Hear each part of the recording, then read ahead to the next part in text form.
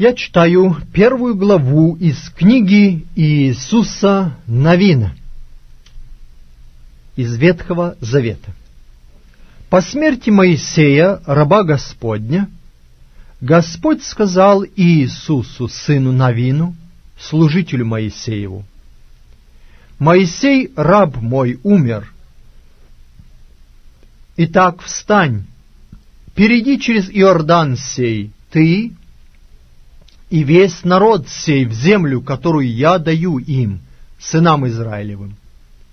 Всякое место, на которое ступят стопы ног ваших, я даю вам, как я сказал Моисею, от пустыни и Ливана сего до реки Великой, реки Ефрата, всю землю Хиттеев, и до Великого моря к западу солнца будут пределы ваши. Никто не устоит пред тобой во все дни жизни твоей, и как я был с Моисеем, так буду и с тобою. Не отступлю от тебя и не оставлю тебя. Будь тверд и мужествен, ибо ты народу сему передашь во владение землю, которую я клялся отцам их дать им. Только будь тверд и очень мужествен, и тщательно храни и исполняй весь закон, который завещал тебе Моисей, раб мой. Не уклоняйся от него ни направо, ни налево, дабы поступать благоразумно во всех предприятиях твоих. Да не отходит сия книга закона от уст твоих, но поучайся в ней день и ночь, чтобы в точности исполнять все, что в ней написано. Тогда ты будешь успешен в путях твоих и будешь поступать благоразумно. Вот я повелеваю тебе: будь тверд и мужествен, не страшись и не ужасайся, ибо с тобою Господь Бог твой везде, куда ни пойдешь». И дал Иисус повеление надзирателям народа и сказал: «Пройдите по стану, и дайте повеление народу, и скажите: заготовляйте себе пищу для пути, потому что спустя 3 дня вы пойдете за Иордан сей, дабы прийти взять землю, которую Господь, Бог отцов ваших, дает вам в наследие». А колену Рувимову, Гадову и половине колена Манассиина Иисус сказал: «Вспомните, что заповедал вам Моисей, раб Господень, говоря: Господь, Бог ваш, успокоил вас и дал вам землю эту.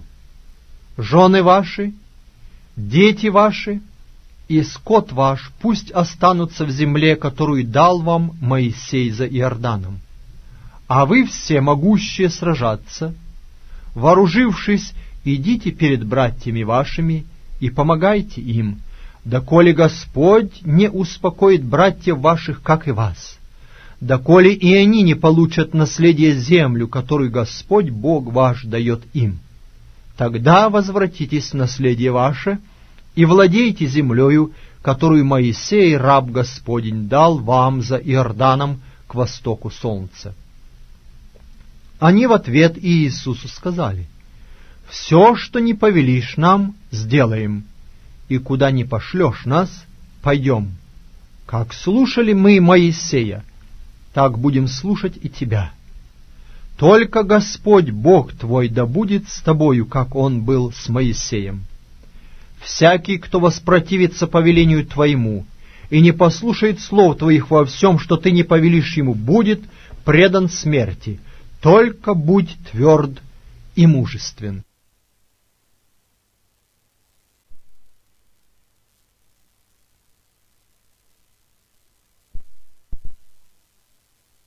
Я читаю из Ветхого Завета книгу Иисуса Навина, глава 2. «И послал Иисус, сын Навин, из Ситима 2 соглядатаев тайно и сказал: Пойдите, осмотрите землю и Иерихон. 2 юноши пошли и пришли в дом блудницы, которой имя Раав, и остались ночевать там. И сказано было царю Иерихонскому: вот какие-то люди из сынов Израилевых пришли сюда в эту ночь, чтобы высмотреть землю. Царь Иерихонский послал сказать Рааве: выдай людей, пришедших к тебе, которые вошли в твой дом, ибо они пришли высмотреть всю землю. Но женщина взяла 2 человек тех и скрыла их, и сказала: точно, приходили ко мне люди, но я не знала, откуда они. Когда же в сумерки надлежало затворять ворота, тогда они ушли, не знаю, куда они пошли. Гонитесь скорее за ними, вы догоните их. А сама отвела их на крышу и скрыла их в снопах льна, разложенных у ней на крыше. Посланные гнались за ними по дороге к Иордану до самой переправы. Ворота же тотчас затворили после того, как вышли погнавшиеся за ними. Прежде нежели они легли спать, она взошла к ним на кровлю и сказала им: «Я знаю, что Господь отдал землю эту вам, ибо вы навели на нас ужас, и все жители земли этой пришли от вас в робость. Ибо мы слышали, как Господь иссушил перед вами воду Черного моря, когда вы шли из Египта, и как поступили вы с 2 царями аморрейскими за Иорданом, с Сигоном и Огом, которых вы истребили. Когда мы услышали об этом, ослабело сердце наше, и ни в ком из нас не стало духа против вас. Ибо Господь, Бог ваш, есть Бог на небе вверху и на земле внизу.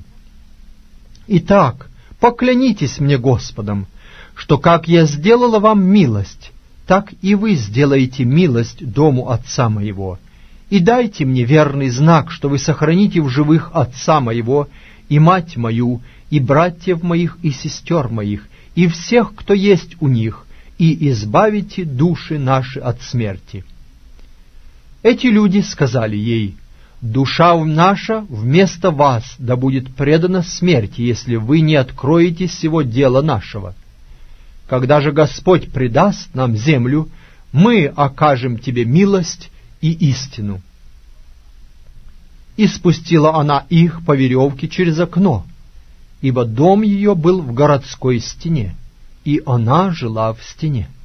И сказала им: «Идите на гору, чтобы не встретили вас преследующие, и скрывайтесь там 3 дня, доколе не возвратятся погнавшиеся за вами, а после пойдете в путь ваш».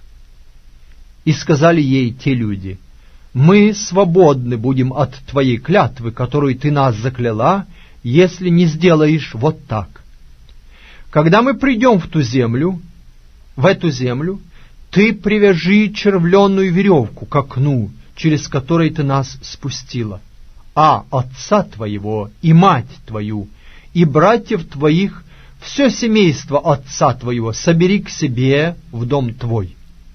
И если кто-нибудь выйдет из дверей дома твоего вон, того кровь на голове его, а мы свободны будем от сей клятвы твоей.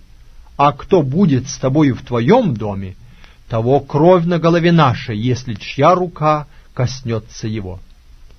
Если же ты откроешь сие наше дело, то мы также свободны будем от клятвы твоей, которую ты нас закляла». Она сказала: «Да будет по словам вашим», и отпустила их, и они пошли, а она привязала к окну червленную веревку. Они пошли и пришли на гору, и пробыли там 3 дня, доколе не возвратились гнавшиеся за ними. Гнавшиеся искали их по всей дороге и не нашли. Таким образом, 2 этих человека пошли назад, сошли с горы, перешли Иордан и пришли к Иисусу, сыну Навину, и пересказали ему все, что с ними случилось. И сказали Иисусу: «Господь предал всю землю эту в руки наши, и все жители земли в страхе от нас».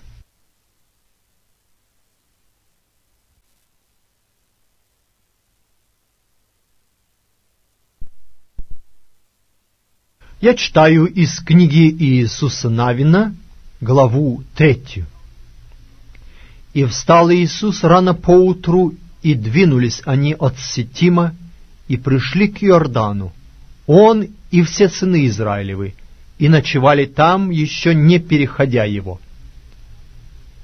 Через 3 дня пошли надзиратели по стану и дали народу повеление, говоря: когда увидите ковчег завета Господа Бога вашего, и священников, и левитов, несущих его, то и вы двиньтесь с места своего и идите за ним. Впрочем, расстояние между вами и им должно быть до 2000 локтей мерою. Не подходите к нему близко, чтобы знать вам путь, по которому идти, ибо вы не ходили этим путем ни вчера, ни 3-го дня». И сказал Иисус народу: «Освятитесь, ибо завтра сотворит Господь среди вас чудеса». Священникам же сказал Иисус: «Возьмите ковчег завета и идите перед народом». Священники взяли ковчег завета и пошли перед народом. Тогда Господь сказал Иисусу: «В этот день я начну прославлять тебя пред очами всех сынов Израиля, чтобы они узнали, что как я был с Моисеем, так буду и с тобою. А ты дай повеление священникам, несущим ковчег завета, и скажи: как только войдете в воды Иордана, остановитесь в Иордане». И Иисус сказал сынам Израилевым: «Подойдите сюда и выслушайте слова Господа Бога вашего». И сказал Иисус: «Из этого узнаете, что среди вас есть Бог живой, который прогонит от вас Хананеев и Хиттеев, и Евеев, и Ферезеев, и Гергесеев, и Амореев, и Иевусеев. Вот ковчег завета Господа всей земли пойдет перед вами через Иордан. И возьмите себе 12 человек из колен Израилевых, по 1 человеку из колена. И как только стопы ног священников, несущих ковчег Господа, владыки всей земли, ступят в воду Иордана, вода иорданская иссякнет, текущая же сверху вода остановится стеною. Итак, когда народ двинулся от своих шатров, чтобы переходить Иордан, и священники понесли ковчег завета перед народом, то лишь только несущие ковчег вошли в Иордан, и ноги священников, несших ковчег, погрузились в воду Иордана. Иордан же выступает из всех берегов своих во все дни жатвы пшеницы. Вода, текущая сверху, остановилась и стала стеною на очень большое расстояние до города Адама, который возле Цартана. А текущая в море равнины, в море соленое, ушла и иссякла. И народ переходил против Иерихона. Священники же, несшие ковчег завета Господня, стояли на суше среди Иордана твердою ногою. Все сыны Израилевы переходили по суше, доколе весь народ не перешел через Иордан.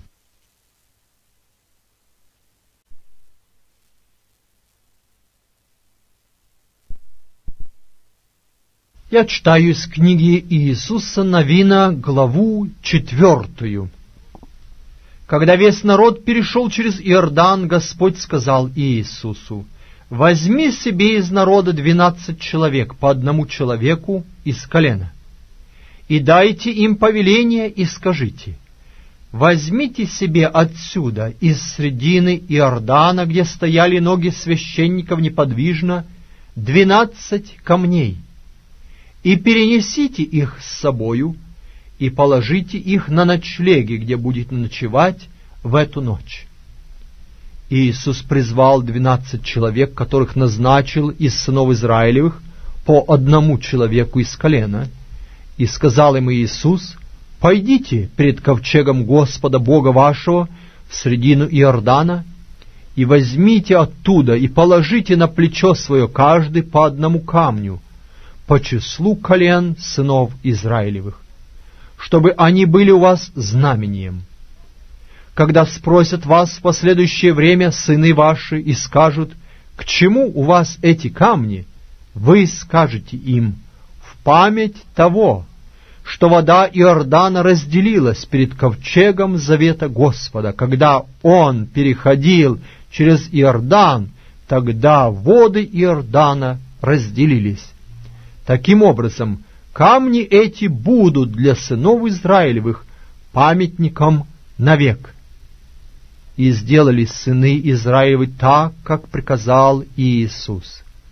Взяли 12 камней из Иордана, как говорил Господь Иисусу, по числу колен сынов Израилевых, и перенесли их с собою на ночлег и положили их там. И другие 12 камней поставил Иисус среди Иордана на месте, где стояли ноги священников, несших ковчег завета. Они там и до сего дня. Священники, несшие ковчег, стояли среди Иордана, доколе не окончено было все, что Господь повелел Иисусу сказать народу, так, как завещал Моисей Иисусу. А народ, между тем, поспешно переходил. Когда весь народ перешел Иордан, тогда перешел и ковчег завета Господня, и священники перед народом, и сыны Рувима, и сыны Гада, и половина колена Манассиина перешли вооруженные впереди сынов Израилевых, как говорил им Моисей. Около 40 тысяч вооруженных на брань перешло перед Господом на равнины иерихонские, чтобы сразиться.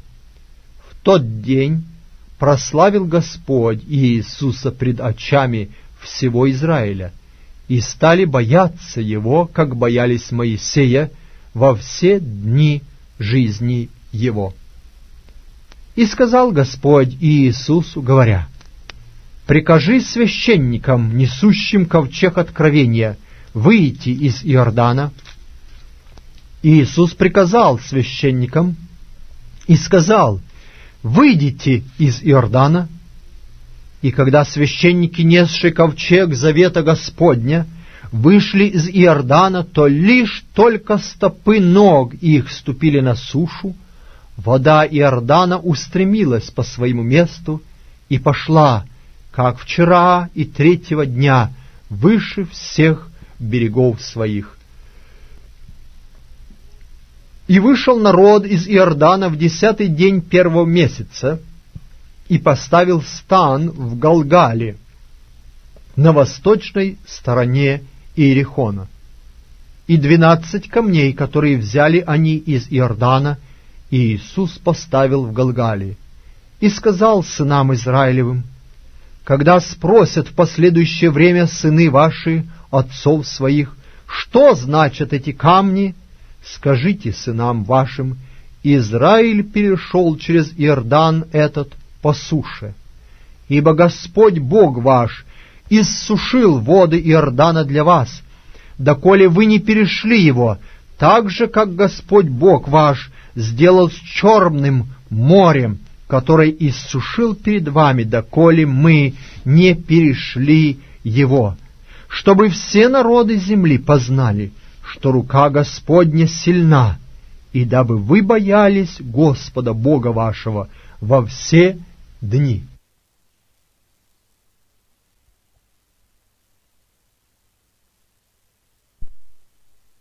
Я читаю 5 главу из книги Иисуса Навина. Когда все цари аморейские, которые жили по эту сторону Иордана к морю, и все цари ханаанские, которые при море, услышали, что Господь иссушил воды Иордана перед сынами Израилевыми, доколе переходили они, тогда ослабело сердце их, и не стало уже в них духа против сынов Израилевых. В то время сказал Господь Иисусу: «Сделай себе острые ножи и обрежь сынов Израилевых во 2-й раз». И сделал себе Иисус острые ножи, и обрезал сынов Израилевых на месте, названном холм обрезания. Вот причина, почему обрезал Иисус сынов Израилевых. Весь народ, вышедший из Египта, мужеского пола, все способные к войне, умерли в пустыне на пути по выходу из Египта. Весь же вышедший народ был обрезан, но весь народ, родившийся в пустыне на пути, после того, как вышел из Египта, не был обрезан. Ибо сыны Израилевы 40 лет ходили в пустыне, пока не перемер весь народ, способный к войне, вышедший из Египта, которые не слушали голоса Господня, и которым Господь клялся, что они не увидят земли, которую Господь с клятвою обещал отцам их, дать нам землю, где течет молоко и мед. А вместо них воздвиг сынов их. Сих обрезал Иисус, ибо они были не обрезаны, потому что их на пути не обрезывали. Когда весь народ был обрезан, оставался он на своем месте в стане, доколе не выздоровел. И сказал Господь Иисусу: «Ныне я снял с вас посрамление египетское, почему и называется то место Галгал даже до сего дня». И стояли сыны Израилевы станом в Галгале, и совершили Пасху в 14-й день месяца вечером на равнинах Иерихонских. А на другой день Пасхи стали есть из произведений земли той опресноки и сушеные зерна в самый тот день. А манна перестала падать на другой день после того, как они стали есть произведения земли, и не было более манны у сынов Израилевых, но они ели в тот год произведения земли ханаанской. И Иисус, находясь близ Иерихона, взглянул и видит, вот стоит перед ним человек, и в руке его обнаженный меч. И Иисус подошел к нему и сказал ему: «Наш ли ты или из неприятелей наших?» Он сказал: «Нет, я вождь воинства Господня, теперь пришел сюда». И Иисус пал лицом своим на землю и поклонился и сказал ему: «Что господин мой скажет рабу своему?» Вождь воинства Господня сказал Иисусу: «Сними обувь твою с ног твоих, ибо место, на котором ты стоишь, свято». И Иисус так и сделал. Иерихон же заперся и был заперт от страха сынов Израилевых. Никто не выходил из него, и никто не входил.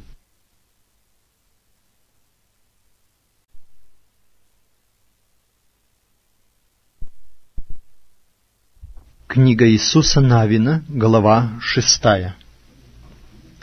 Тогда сказал Господь Иисусу: «Вот я предаю в руки твои Иерихон и царя его, и находящихся в нем людей сильных.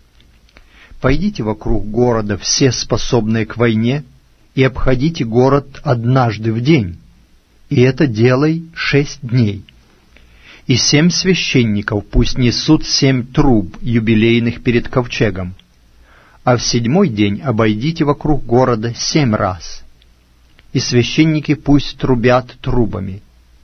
Когда затрубит юбилейный рог, когда услышите звук трубы, тогда весь народ пусть воскликнет громким голосом, и стена города обрушится до своего основания, и весь народ пойдет в город, устремившись каждый с своей стороны». И призвал Иисус, сын Навин, священников Израилевых, и сказал им: «Несите ковчег завета, а 7 священников пусть несут 7 труб юбилейных перед ковчегом Господним». И сказал народу: «Пойдите и обойдите вокруг города, вооруженные же пусть идут пред ковчегом Господним». Как скоро Иисус сказал народу, 7 священников, несших 7 труб юбилейных пред Господом, пошли и затрубили трубами, и ковчег завета Господня шел за ними. Вооруженные же шли впереди священников, которые трубили трубами, а идущие позади следовали за ковчегом во время шествия, трубя трубами. Народу же Иисус дал повеление и сказал: «Не восклицайте, и не давайте слышать голоса вашего, и чтобы слово не выходило из уст ваших до того дня, доколе я не скажу вам: воскликните, и тогда воскликните». Таким образом, ковчег завета Господня пошел вокруг города и обошел однажды, и пришли в стан и ночевали в стане. На другой день Иисус встал рано поутру, и священники понесли ковчег завета Господня. И 7 священников, несших 7 труб юбилейных перед ковчегом Господним, шли и трубили трубами. Вооруженные же шли впереди, а идущие позади следовали за ковчегом завета Господня и, идучи, трубили трубами. Таким образом, и на другой день обошли вокруг города однажды и возвратились в стан. И делали это 6 дней. В 7-й день встали рано, при появлении зари, и обошли таким же образом вокруг города 7 раз. Только в этот день обошли вокруг города 7 раз. Когда в 7-й раз священники трубили трубами, Иисус сказал народу: «Воскликните, ибо Господь предал вам город. Город будет под заклятием, и все, что в нем, Господу. Только Раав, блудница, пусть останется в живых, она и всякий, кто у нее в доме, потому что она укрыла посланных, которых мы посылали. Но вы берегитесь заклятого, чтобы и самим не подвергнуться заклятию, если возьмете что-нибудь из заклятого, и чтобы на стан сынов Израилевых не навести заклятие и не сделать ему беды. И все серебро и золото, и сосуды медные и железные, да будут святынею Господу и войдут в сокровищницу Господню». Народ воскликнул, и затрубили трубами. Как скоро услышал народ голос трубы, воскликнул народ громким голосом, и обрушилась стена города до своего основания, и народ пошел в город каждый с своей стороны, и взяли город. И предали заклятию все, что было в городе, и мужей, и жен, и молодых, и старых, и волов, и овец, и ослов, все истребили мечом. А 2 юношам, высматривавшим землю, Иисус сказал: «Пойдите в дом оной блудницы, и выведите оттуда ее и всех, которые у нее, так как вы поклялись ей». И пошли юноши, высматривавшие город, в дом женщины, и вывели Раав, и отца ее, и мать ее, и братьев ее, и всех, которые у нее были, и всех родственников ее вывели, и поставили их вне стана израильского. А город и все, что в нем, сожгли огнем. Только серебро и золото, и сосуды медные и железные отдали в сокровищницу дома Господня. Раав же блудницу и дом отца ее, и всех, которые у нее были, Иисус оставил в живых, и она живет среди Израиля до сего дня, потому что она укрыла посланных, которых посылал Иисус для высмотрения Иерихона. В то время Иисус поклялся и сказал: «Проклят пред Господом тот, кто восставит и построит город сей Иерихон. На первенце своем он положит основание его, и на младшем своем поставит ворота его». И Господь был с Иисусом, и слава его носилась по всей земле.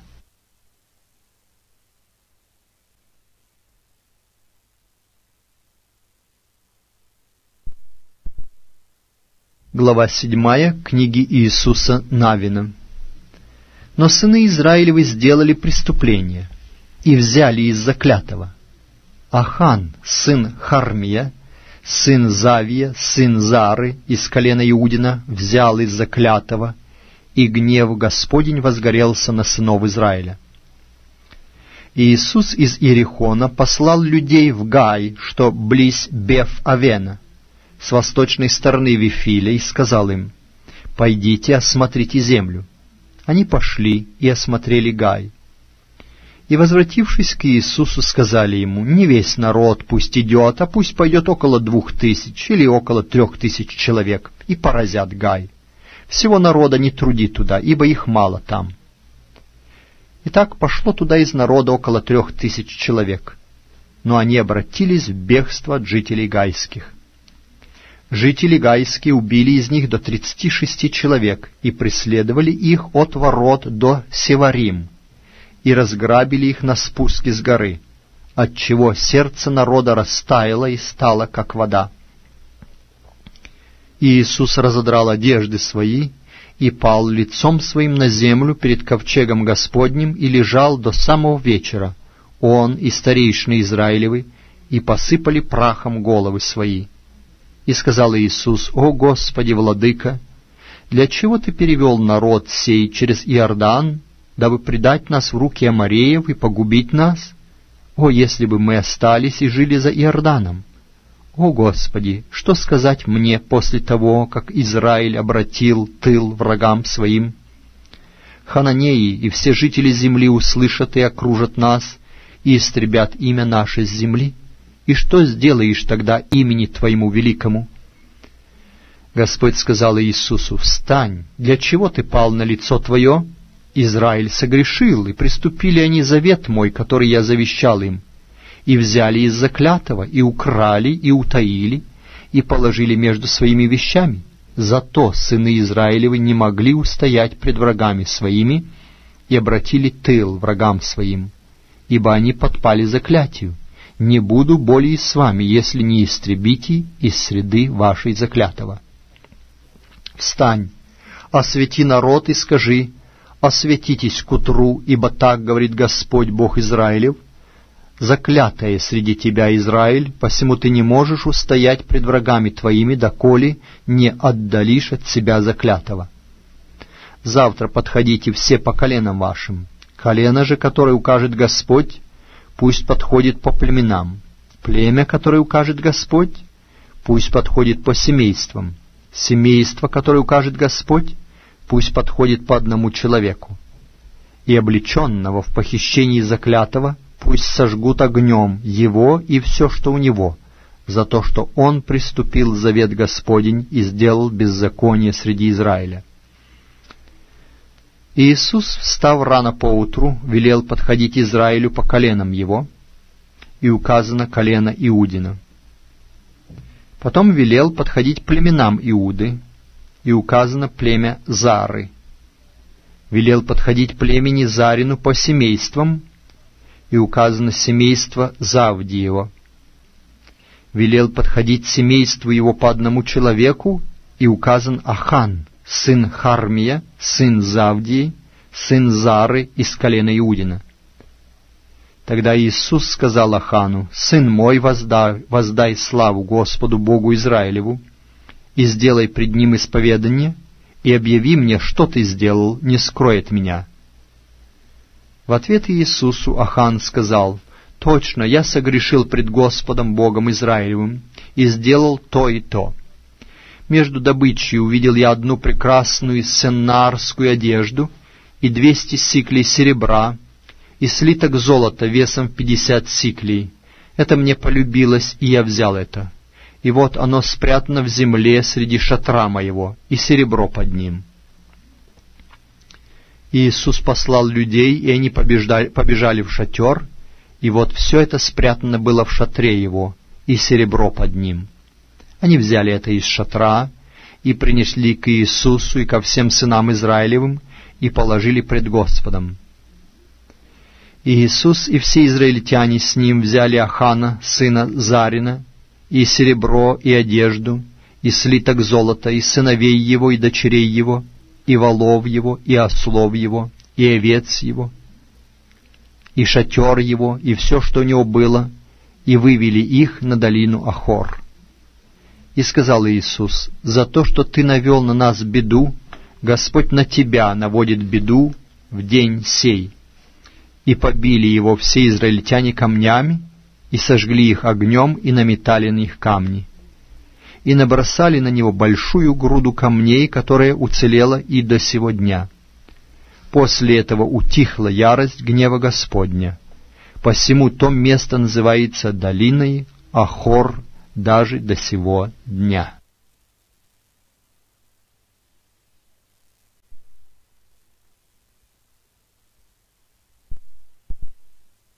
Глава 8 книги Иисуса Навина. Господь сказал Иисусу: «Не бойся и не ужасайся. Возьми с собою весь народ, способный к войне, и, встав, пойди к Гаю. Вот я предаю в руки твои царя Гайского и народ его, город его и землю его. Сделай с Гаем и царем его то же, что ты сделал с Иерихоном и царем его, только добычу его и скот его разделите себе. Сделай засаду позади города». Иисус и весь народ, способный к войне, встал, чтобы идти к Гаю, и выбрал Иисус 30 000 человек храбрых, и послал их ночью. И дал им приказание, и сказал: «Смотрите, вы будете составлять засаду у города позади города. Не отходите далеко от города, и будьте все готовы. А я и весь народ, который со мною, подойдем к городу, и когда жители Гая выступят против нас, как и прежде, то мы побежим от них. Они пойдут за нами, так что мы отвлечем их от города, ибо они скажут: бегут от нас, как и прежде. Когда мы побежим от них, тогда вы встаньте из засады и завладеете городом, и Господь Бог ваш предаст его в руки ваши. Когда возьмете город, зажгите город огнем, по слову Господню сделайте. Смотрите, я повелеваю вам». Таким образом послал их Иисус, и они пошли в засаду и засели между Вифилем и между Гаем с западной стороны Гая, а Иисус в ту ночь ночевал среди города. Встав рано поутру, Иисус осмотрел народ, и пошел он и старейшины Израилевы впереди народа к Гаю. И весь народ, способный к войне, который был с ним, пошел, приблизился и подошел к городу, и поставил стан с северной стороны Гая, а между им и Гаем была долина. Потом взял он около 5000 человек и посадил их в засаде между Вифилем и Гаем с западной стороны города. И народ расположил весь стан, который был с северной стороны города, так что задняя часть была с западной стороны города. И пришел Иисус в ту ночь на средину долины. Когда увидел это царь Гайский, тотчас с жителями города, встав рано, выступил против Израиля на сражение, он и весь народ его, на назначенное место пред равниною. А он не знал, что для него есть засада позади города. И Иисус и весь Израиль, будто пораженные ими, побежали к пустыне. А они кликнули весь народ, который был в городе, чтобы преследовать их, и, преследуя Иисуса, отдалились от города.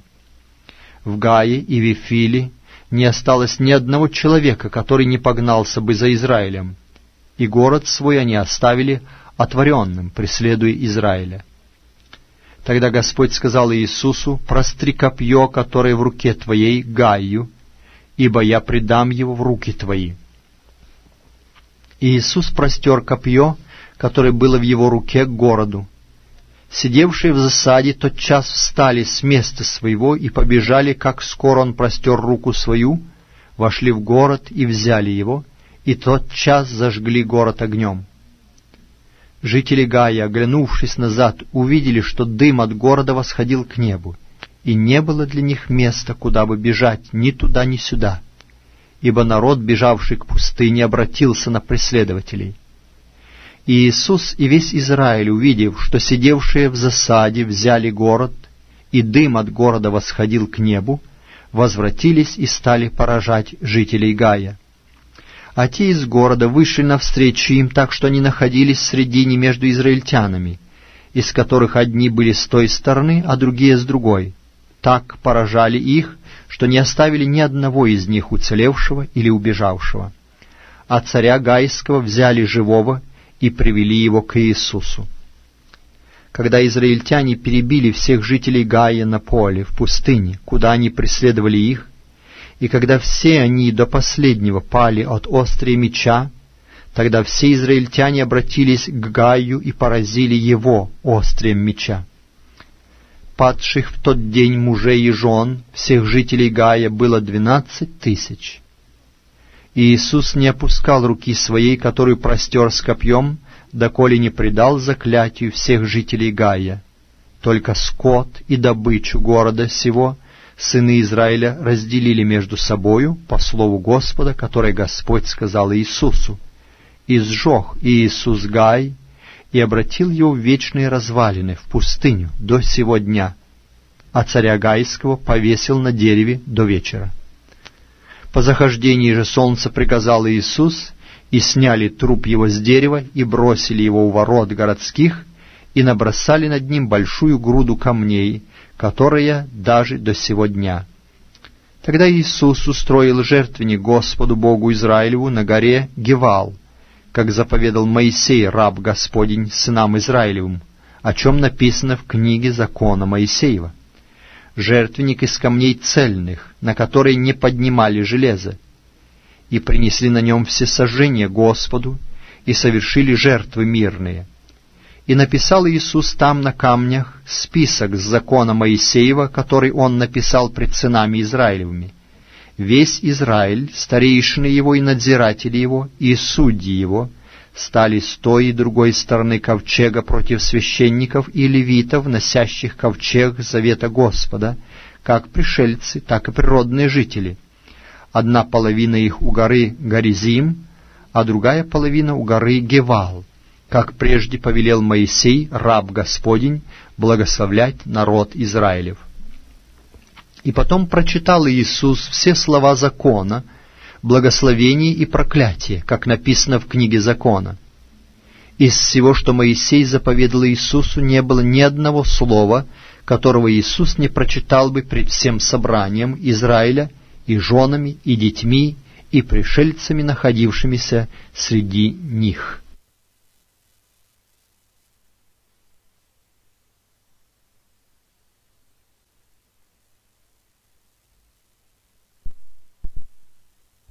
Глава 9 книги Иисуса Навина. Услышав сие, все цари, которые за Иорданом, на горе и на равнине, и по всему берегу Великого моря, близ Ливана, Хеттеи, Амореи, Хананеи, Ферезеи, Евеи и Иевусеи, собрались вместе, дабы единодушно сразиться с Иисусом и Израилем. Но жители Гаваона, услышав, что Иисус сделал с Иерихоном и Гаем, употребили хитрость. Пошли, запаслись хлебом на дорогу, и положили ветхие мешки на ослов своих, и ветхие, изорванные и заплаченные мехи вина. И обувь на ногах их была ветхая с заплатами, и одежда на них ветхая, и весь дорожный хлеб их был сухой и заплесненный. Они пришли к Иисусу в стан израильский в Галгал и сказали Ему и всем израильтянам: «Из весьма далекой земли пришли мы, итак, заключите с нами союз». Израильтяне же сказали евеям: «Может быть, вы живете близ нас, как нам заключить с вами союз?» Они сказали Иисусу: «Мы рабы твои». Иисус же сказал им: «Кто вы и откуда пришли?»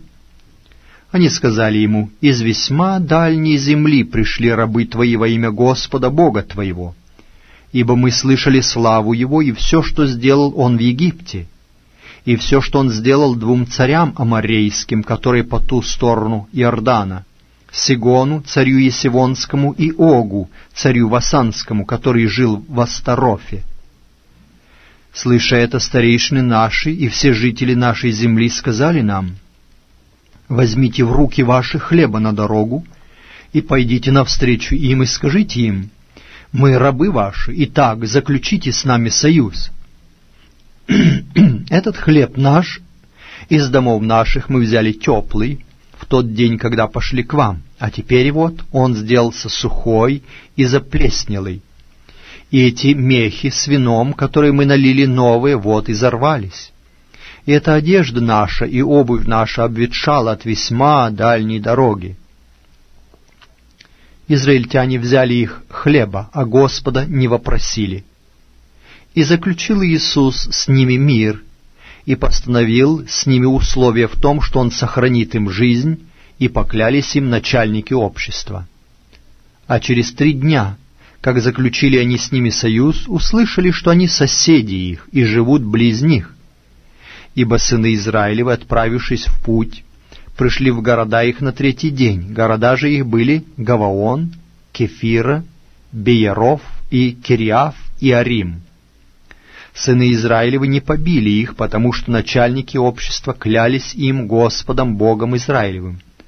За это все общество Израилева возроптало на начальников. Все начальники сказали всему обществу: «Мы клялись им Господом Богом Израилевым, и потому не можем коснуться их.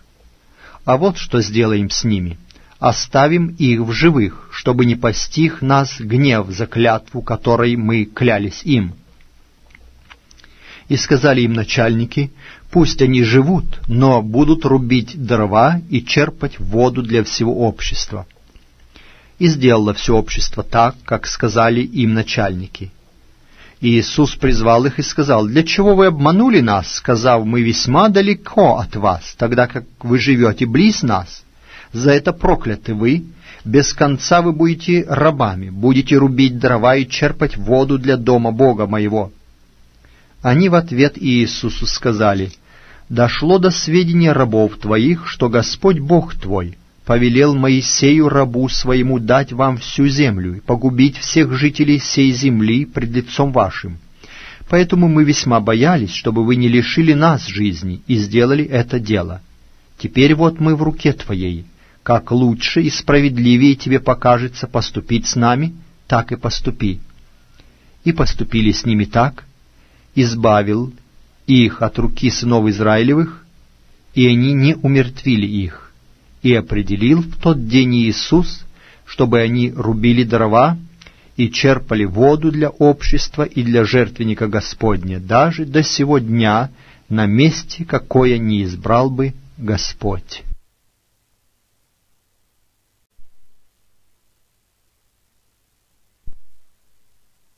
Десятая глава книги Иисуса Навина.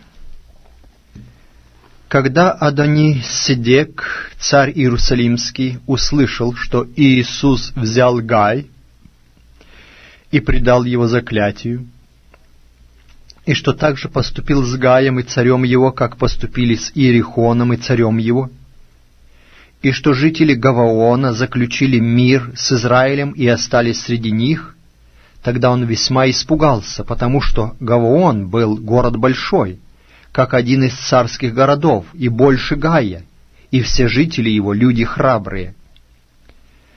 Посему Адони-Седек, царь Иерусалимский, послал к Гогаму, царю Хевронскому, и Фераму, царю Ярмувскому, и к Яфию, царю Лахисскому, и к Девиру, царю Еглонскому, чтобы сказать: «Придите ко мне и помогите мне поразить Гаваон за то, что он заключил мир с Иисусом и сынами Израилевыми».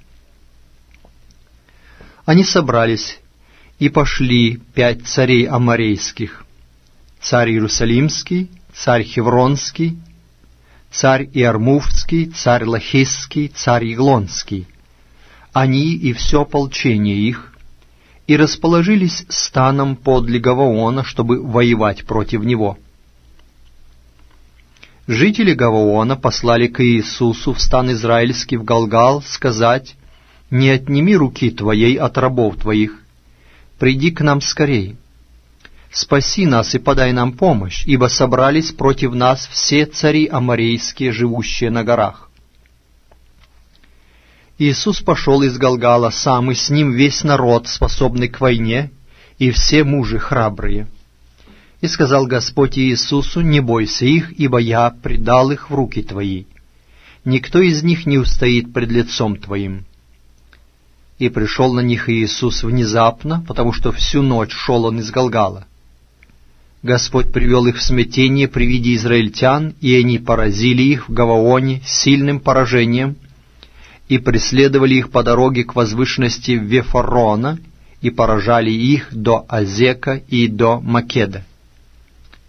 Когда же они бежали от израильтян по скату горы Вефоронской, Господь бросал на них с небес большие камни до самого Азека, и они умирали. Больше было тех, которые умерли от камней града, нежели тех, которых умертвили сыны Израилевы мечом. И Иисус воззвал Господу в тот день, в который предал Господь Аморея в руки Израилю, когда побил их в Гаваоне, и они побиты были пред лицом сынов Израилевых, и сказал пред израильтянами: «Стой, солнце над Гаваоном и луна над долиною Аиалонскою». И остановилось солнце, и луна стояла, доколе народ мстил врагам своим. Не это ли написано в книге праведного? Стояло солнце среди неба, и не спешило к западу почти целый день. И не было такого дня ни прежде, ни после того, в который Господь так слышал бы глас человеческий, ибо Господь сражался за Израиля. Потом возвратился Иисус и весь Израиль с ним в стан в Галгал, а те 5 царей убежали и скрылись в пещере в Македе. Когда донесено было Иисусу и сказано: «Нашлись 5 царей, они скрываются в пещере в Македе», и Иисус сказал: «Привалите большие камни к отверстию пещеры и приставьте к ней людей стеречь их. А вы не останавливайтесь, но преследуйте врагов ваших и истребляйте заднюю часть войска их, и не давайте ему идти в города их, ибо Господь Бог ваш предал их в руки ваши». После того, как Иисус и сыны Израилевы совершенно поразили их весьма великим поражением, и оставшиеся из них убежали в города укрепленные, весь народ возвратился в стан к Иисусу в Макед с миром, и никто из сынов Израилевых не пошевелил языком своим. Тогда Иисус сказал: «Откройте отверстие пещеры, и выведите ко мне из пещеры 5 царей тех». Так и сделали.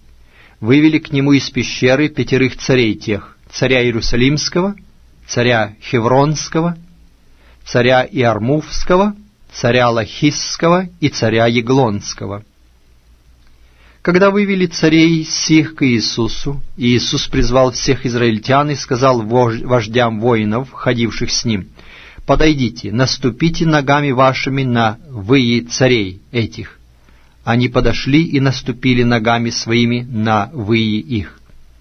И Иисус сказал им: «Не бойтесь и не ужасайтесь, будьте тверды и мужественны, ибо так поступит Господь со всеми врагами вашими, с которыми будете воевать».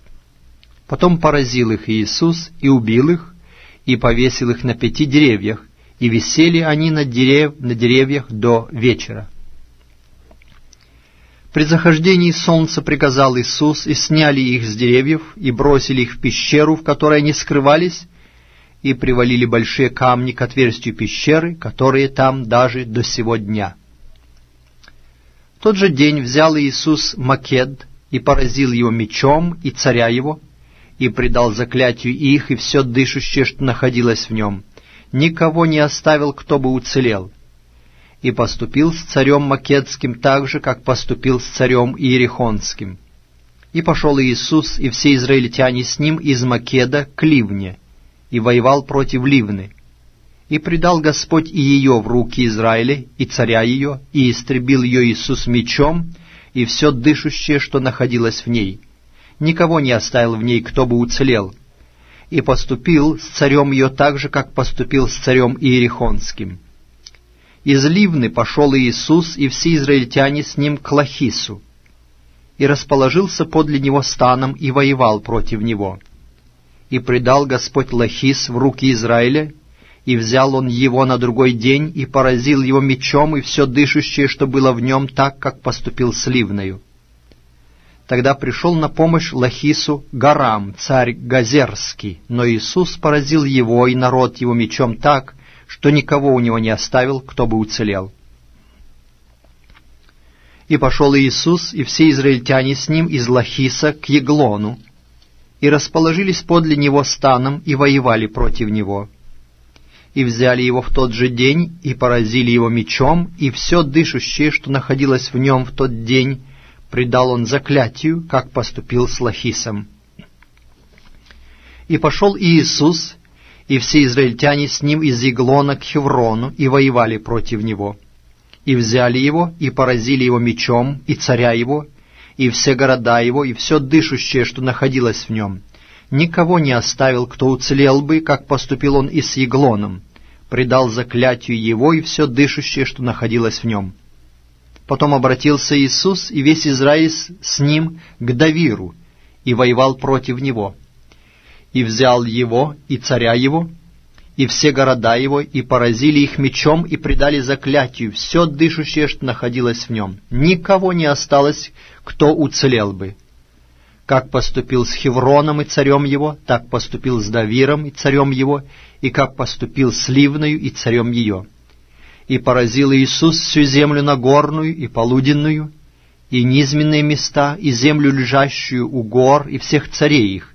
Никого не оставил, кто уцелел бы, и все дышащее предал заклятию, как повелел Господь Бог Израилев. Поразил их Иисус от Кадес-Варни до Газы, и всю землю Гошен даже до Гаваона. И всех царей этих, и земли их Иисус взял одним разом, ибо Господь Бог Израилев сражался за Израиля. Потом Иисус и все израильтяне с ним возвратились в стан в Галгал.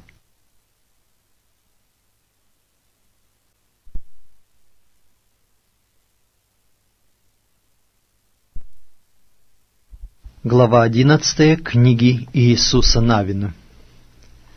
Услышав это, Иовин, царь, отослал к Иоваву, царю Мадонскому, и к царю Шимронскому, и к царю Ахсавскому, и к царям, которые жили к северу, на горе и на равнине с южной стороны Хиннарофа, и на низменных местах, и в Нафов-Доре к западу, к хананеям, которые жили к востоку и к морю, к амореям и хиттеям, и ферезеям, и к иевусеям, жившим на горе, и к евеям, жившим подле Ермона в земле Массифе. И выступили они, и все ополчение их с ними, многочисленный народ, который множеством равнялся песку на берегу морском, и коней, и колесниц было весьма много. И собрались все цари эти, и пришли, и расположились станом вместе при водах Меромских, чтобы сразиться с Израилем. Но Господь сказал Иисусу: «Не бойся их, ибо завтра около этого времени я предам всех их на избиение Израилю. Коням же их перережь жилы, и колесницы их сожги огнем». И Иисус и с ним весь народ, способный к войне, внезапно вышли на них к водам Меромским и напали на них. И предал их Господь в руки израильтян, и поразили они их, и преследовали их до Сидона Великого, и до Мисрефов-Маима, и до долины Мицфы к востоку, и перебили их так, что никого из них не осталось, кто уцелел бы. И поступил Иисус с ними так, как сказал ему Господь, коням их перерезал жилы, а колесницы их сжег огнем. В то время, возвратившись, Иисус взял Асор, и царя его убил мечом. Асор же прежде был главою всех этих царств. И побили все дышащее, что было в нем, мечом, предав заклятию. Не осталось ни одной души, а Асор сжег он огнем. И все города царей этих, и всех царей их взял Иисус и побил мечом, предав их заклятию, как повелел Моисей, раб Господень. Впрочем, всех городов, лежавших на возвышенности, не жгли израильтяне, кроме одного Асора, который сжег Иисус. А всю добычу городов этих и скот разграбили сыны Израилевы себе. Людей же всех перебили мечом, так что истребили всех их, не оставили ни одной души. Как повелел Господь Моисею, рабу своему, так Моисей заповедал и Иисусу, а Иисус так и сделал. Не отступил ни от одного слова во всем, что повелел Господь Моисею. Таким образом, Иисус взял всю эту нагорную землю, всю землю полуденную, всю землю Гошен и низменные места, и равнину, и гору Израилеву, и низменные места, от горы Халак, простирающейся к Сеиру, до Ваал-Гада в долине Ливанской, подле горы Ермона, и всех царей их взял, поразил их и убил. Долгое время вел Иисус войну со всеми этими царями. Не было города, который заключил бы мир с сынами Израилевыми, кроме евеев, жителей Гаваона.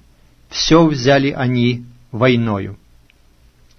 Ибо от Господа было то, что они ожесточили сердце свое и войной встречали Израиля для того, чтобы преданы были заклятию, и чтобы не было им помилования, но чтобы истреблены были так, как повелел Господь Моисею. В то же время пришел Иисус и поразил Енакимов на горе, в Хевроне, в Давире, в Анаве, на всей горе Иудиной и на всей горе Израилевой, с городами их предал их Иисус заклятию. Не осталось ни одного из Енакимов в земле сынов Израилевых, остались только в Газе, в Гефе и в Азоте. Таким образом, взял Иисус всю землю, как говорил Господь Моисею, и отдал ее Иисус в удел израильтянам по разделению между коленами их, и успокоилась земля от войны.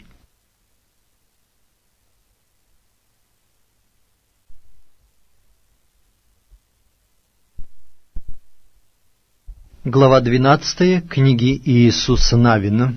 Вот цари той земли, которых поразили сыны Израилевы, и которых землю взяли в наследие по ту сторону Иордана, к востоку солнца, от потока Арнона до горы Ермона, и всю равнину к востоку. Сигон, царь Аморейский, живший в Есивоне, владевший от Ароера, что при береге потока Арнона, и от средины потока половиной Галаада до потока Иавока, предела аммонитян, и равниною до самого моря Хинеревского к востоку, и до моря равнины, моря соленого, к востоку по дороге к Беф и Ешемофу, а к югу местами, лежащими при подошве Фаски. Сопредельный ему Ох, царь Васанский, последний из Рефаимов, живший в Астарофе и в Едрее, владевший горою Ермоном и Салхою и всем Васаном до предела Гессурского и Маахского, и половиною Галаада до предела Сигона, царя Есивонского. Моисей, раб Господень, и сыны Израилевы убили их, и дал ее Моисей, раб Господень, в наследие колену Рувимову и Гадову, и половине колена Манассиина. И вот цари Аморейской земли, которых поразил Иисус и сыны Израилевы по эту сторону Иордана, к западу, от Ваал-Гада на долине Ливанской до Халака, горы, простирающейся к Сеиру, которую отдал Иисус коленам Израилевым в наследие по разделению их. На горе, на низменных местах, на равнине, на местах, лежащих при горах, и в пустыне, и на юге, Хиттеев, Аммореев, Хананеев, Ферезеев, Евеев и Иевусеев. И дальше от 9 по 24 стих перечисляются цари городов, и заканчивается 12 глава такими словами: «Всех царей 31».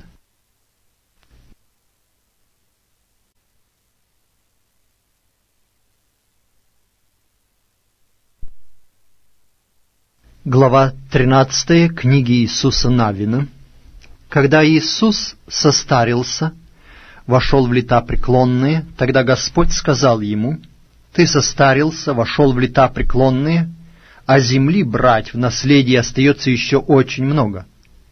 Остается эта земля, все округи филистимские, и вся земля гессурская, от Сихора, что пред Египтом, до пределов Екрона к северу считаются ханаанскими 5 владельцев филистимских: Газский, Азотский, Аскалонский, Гевский, Екронский и Аввейский.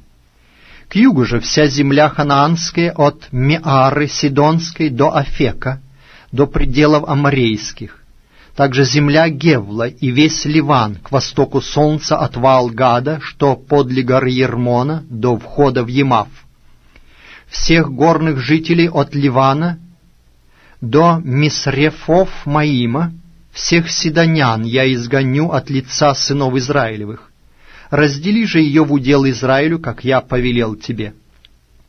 Раздели землю эту в удел 9 коленам и половине колена Манассина, а колено Рувимова и Гадова с другой половиной колена Манассина получили удел свой от Моисея за Иорданом к востоку, как дал им Моисей, раб Господень, от Ароера, который на берегу потока Арнона, и город, который среди потока, и всю равнину Медеву до Дивона. Также все города Сигона, царя Аморейского, который царствовал в Есивоне до пределов Аммонитских. Также Галаад и область Гессурскую и Маахскую, и всю гору Ермон, и весь Васан до Салхи, все царство Ога Васанского, который царствовал в Астерофе и в Едрее. Он оставался один из Рефаимов, которых Моисей поразил и прогнал. Но сыны Израилевы не выгнали жителей Гессура и Маахи, и живет Гессур и Мааха среди Израиля до сего дня. Только колену Левиину не дал он удела. Жертвы Господа Бога Израилева — суть удел его, как сказал ему Господь. Колену сынов Рувимовых по племенам их дал удел Моисей. Пределом их был Ароэр, который на берегу потока Арнона, и город, который среди потока, и вся равнина при Медеве. Есивон и все города его, которые на равнине, и Дивон, Вамов, Ваал и Беф Ваал-Меон, Иаца, Кедемов и Мефаав, Кириафаим, Сивма и Церев-Шахар на горе Емек, Беф-Фигор и места при подошве Фазки, и Беф и Ешимов, и все города на равнине, и все царство Сигона, царя Аморейского, который царствовал в Есивоне, которого убил Моисей, равно как и вождей мадьямских, Евия и Рекема, и Цура, и Хура, и Реву, князей Сигоновых, живших в земле той. Также Валаама, сына Виорова, прорицателя, убили сыны Израилевы мечом в числе убитых ими. Пределом сынов Рувимовых был Иордан. Вот удел сынов Рувимовых по племенам их, города и села их. Моисей дал также удел колену Гадову, сынам Гадовым по племенам их. Пределом их был Иозер и все города галаадские, и половина земли сынов Аммоновых до Ароера, что пред Раввою, и земли от Есивона до Рамав-Мицфи и Витанима, и от Маханаима до пределов Давира, и на долине Беф-Гарам и Беф-Нимра, и Сакхов и Цафон, остаток царства Сигона, царя Есивонского. Пределом его был Иордан до моря Хиннеревского за Иорданом к востоку. Вот удел сынов Гадовых по племенам их, города и села их. Моисей дал удел и половине колена Манассина, который принадлежал половине колена сынов Манассиных по племенам их.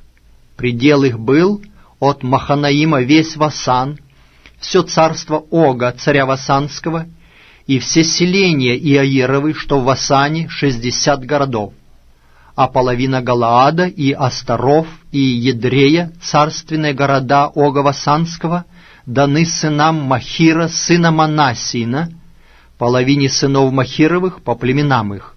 Вот что Моисей дал в удел на равнинах Моавитских за Иорданом против Иерихона к востоку. Но колену Левиину Моисей не дал удела. Господь Бог Израилев сам есть удел их, как Он говорил им.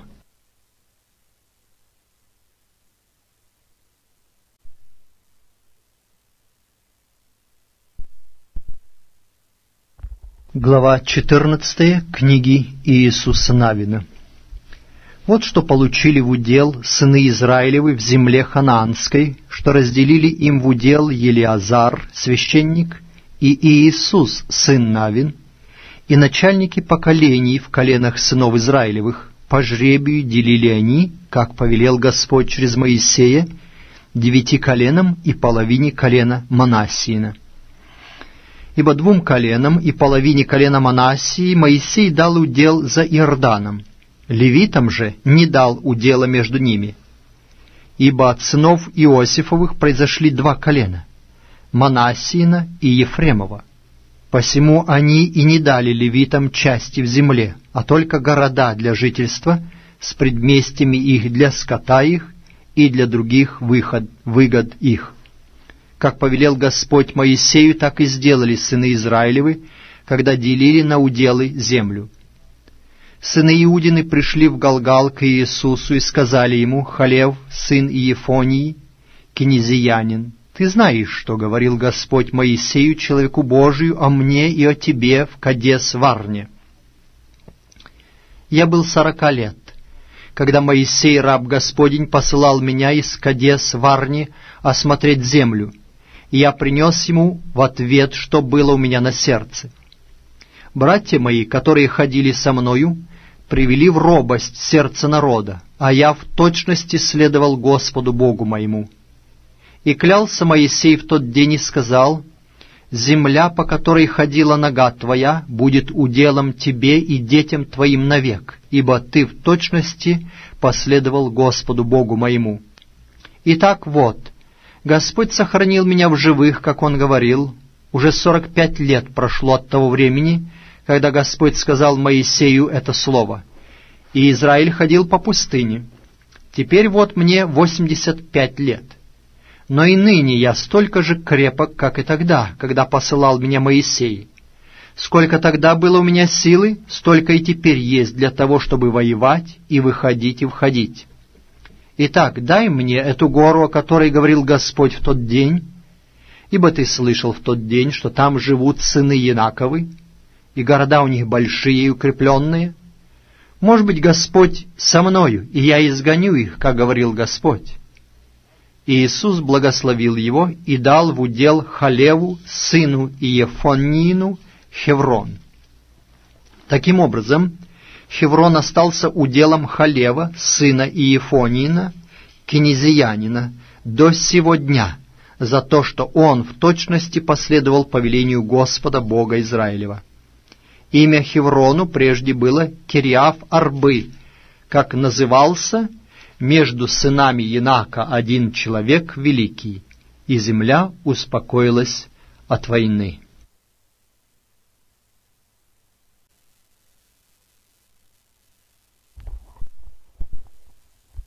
Глава 15 книги Иисуса Навина. Жребий колену сынов Иудиных по племенам их выпал такой. В смежности с Идумеей была пустыня Син, к югу при конце Фимана. Южным пределом их был край моря соленого, от простирающегося к югу залива. На юге идет он к возвышенности Акравимской, проходит Цин, и, восходя с южной стороны к Кадес-Варни, проходит Хецрон, и, восходя до Аддара, поворачивает к Каркае. Потом проходит Ацмон, идет к потоку египетскому, так что конец этого предела есть море. Это будет южный ваш предел. Пределом же к востоку море соленое, до устья Иордана, а предел с северной стороны от залива моря, от устья Иордана. Отсюда предел восходит к Беф-Хогле и проходит с северной стороны к Беф-Араве, и идет предел вверх до камня Багана, сына Рувимова. Потом восходит предел к Давиру от долины Ахор, и на севере поворачивает к Галгалу, который против возвышенности Адуммима, лежащего с южной стороны потока. Отсюда предел проходит к водам Йен-Шемеша и оканчивается у Йен-Рогела. Отсюда предел идет вверх к долине сына Аммонова с южной стороны Иевуса, который есть Иерусалим, и восходит предел на вершину горы, которая к западу против долины Еномовой, которая на краю долины Рефаимов к северу. От вершины горы предел поворачивает к источнику вод Нефтоах и идет к городам горы Ефрона, и поворачивает предел к Ваалу, который есть Кириаф и Арим. Потом поворачивает предел от Ваала к морю, к горе Сеиру, и идет северной стороной горы Иарим, которая есть Кесалон, и, нисходя к Вефсамису, проходит через Фимну. Отсюда предел идет северной стороной Екрона, и поворачивает предел к Шикарону, проходит через гору Ваал и доходит до Иавниила, и оканчивается предел у моря. Западный предел составляет Великое море. Вот предел сынов Иудиных с племенами их со всех сторон. И Халеву, сыну Иефонину, Иисус дал часть среди сынов Иудиных, как повелел Господь Иисусу, Кириаф-Арбы, отца Янакова, иначе Хеврон. И выгнал оттуда Халев 3 сынов Янаковых, Шешая, Ахимана и Фалмая, детей Янаковых. Отсюда пошел против жителей Давира, и имя Давиру прежде было Кириаф-Сефер. И сказал Халев: кто поразит Кириаф-Сефер и возьмет его, тому отдам Ахсу, дочь мою, в жену. И взял его Гофанаил, сын Кеназа, брата Халевова, и отдал он в жену ему Ахсу, дочь свою. Когда надлежало ей идти, ее научили просить у отца ее поле, и она сошла с осла. Халев сказал ей: что тебе? Она сказала: дай мне благословение. Ты дал мне землю полуденную, дай мне и источники вод. И он дал ей источники верхние и источники нижние. Вот удел колена сынов Иудиных по племенам их. Города с края колена сынов Иудиных в смежности с Идумею на юге были Кавцеил, Едер и Иагур. И следующие стихи от 22 по стих 62, все перечисление городов, которые стали владением сынов Иудиных. И теперь я читаю 62 стих. Нившан, Ир-Мелах и Енгеди, 6 городов с их селами. Но Иевусеев, жители Иерусалима, не могли изгнать сыны Иудины, и потому Иевусеи живут с сынами Иуды в Иерусалиме даже до сего дня.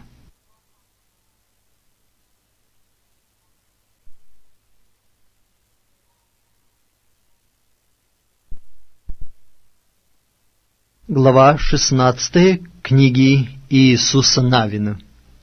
Потом выпал жребий сынам Иосифа от Иордана подле Иерихона, у вод Иерихонских на восток, пустыня, простирающаяся от Иерихона к горе Вифильской. От Вифиля идет предел к Лузу и переходит к пределу Архи до Атарофа, и спускается к морю, к пределу Иафлета, до предела нижнего Беф-Орона и до Газера, и оканчивается у моря. Это получили в удел сыны Иосифа, Манассия и Ефрем. Предел сынов Ефремовых по племенам их был сей. От востока пределом удела их был Атаров-Адар, до Беф-Орона верхнего.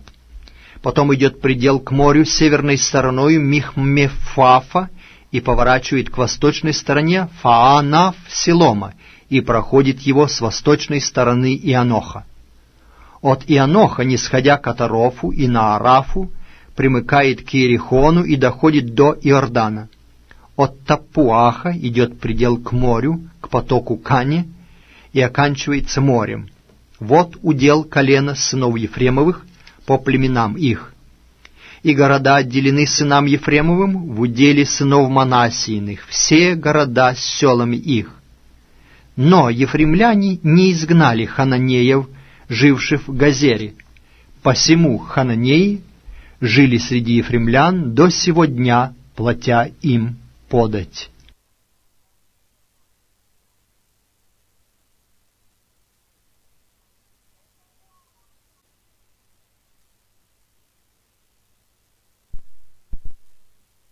Глава 17 книги Иисуса Навина.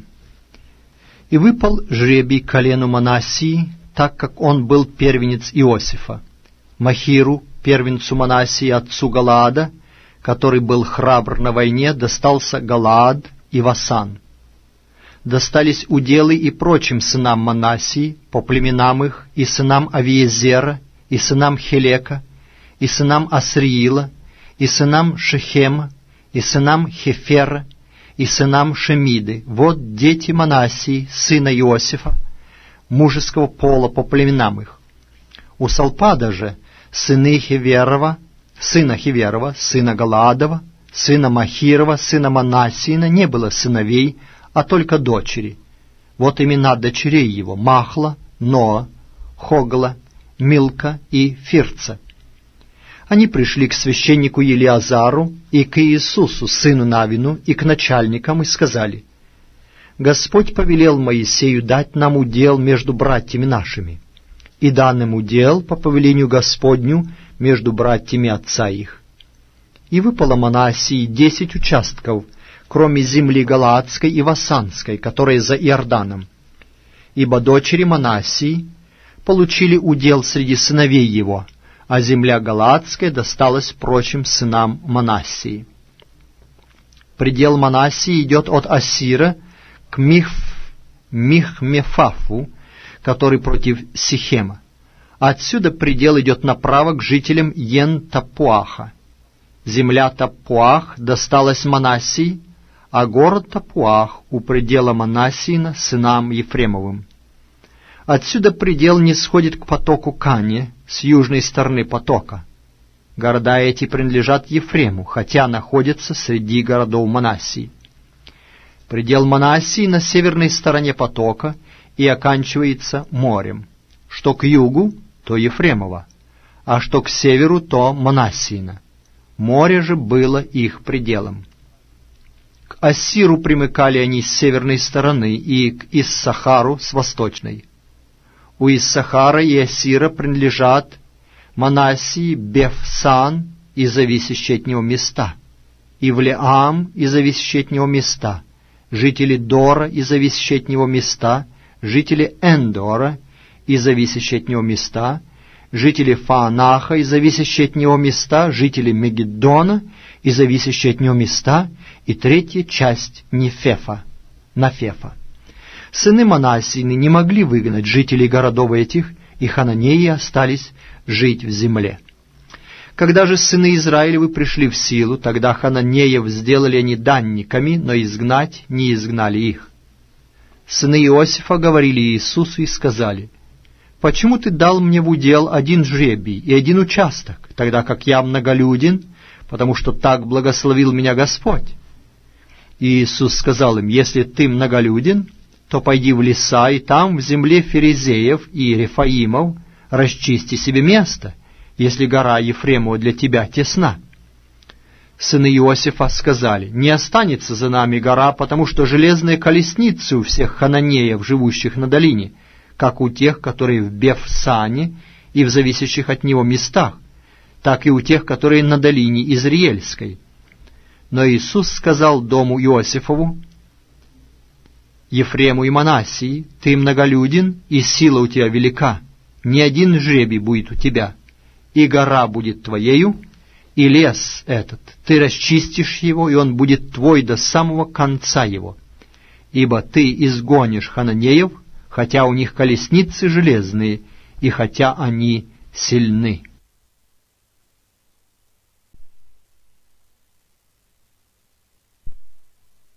Глава 18 книги Иисуса Навина.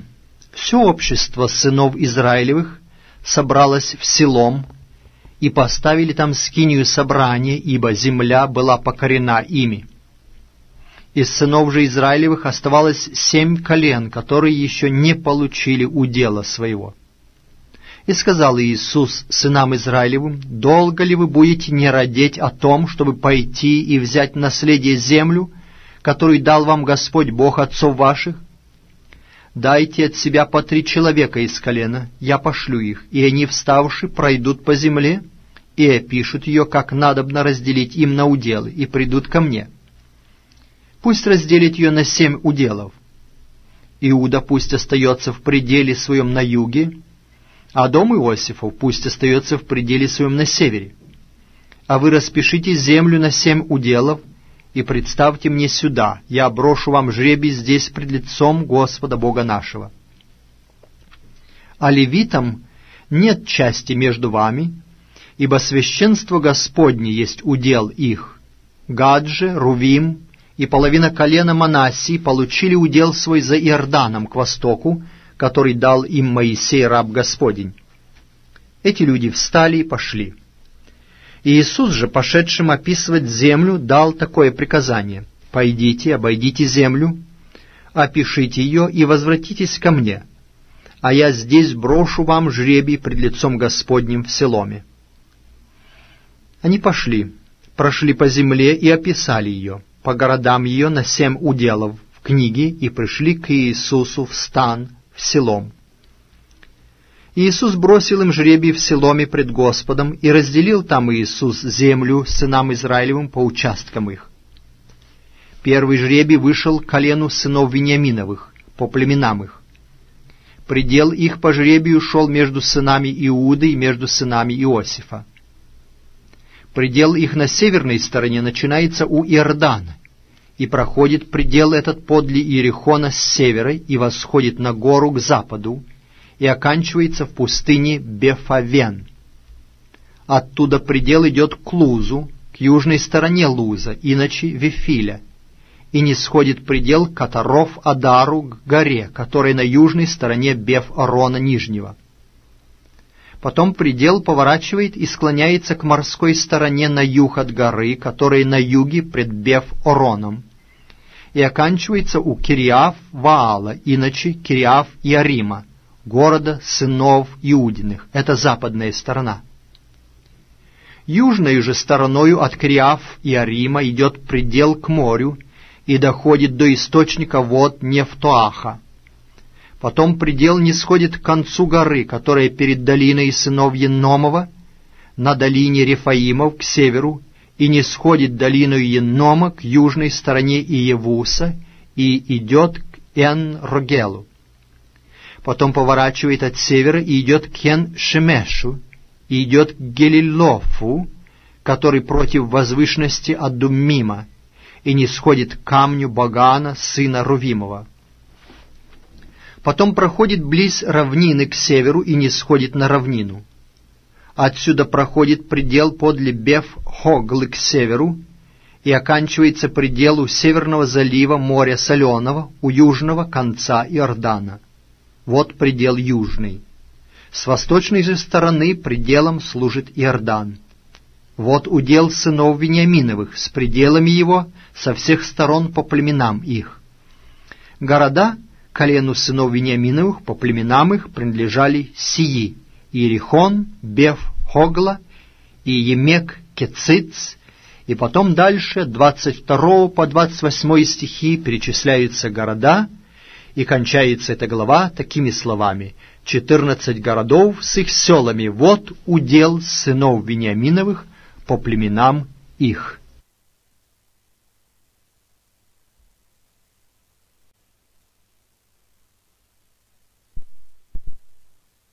Глава 19 книги Иисуса Навина. Второй жребий вышел Симеону, колену сынов Симеоновых по племенам их, и был удел их среди удела сынов Иудиных. В уделе их были Версавия или Шева, Молада и так далее, перечисляются города, и 8 теперь стих: и все села, которые находились вокруг городов этих, даже до Валаа, Ваалав, Беера или Южной Рамы. Вот удел колена сынов Симеоновых по племенам их. От участка сынов Иудиных выделен удел колену сынов Симеоновых.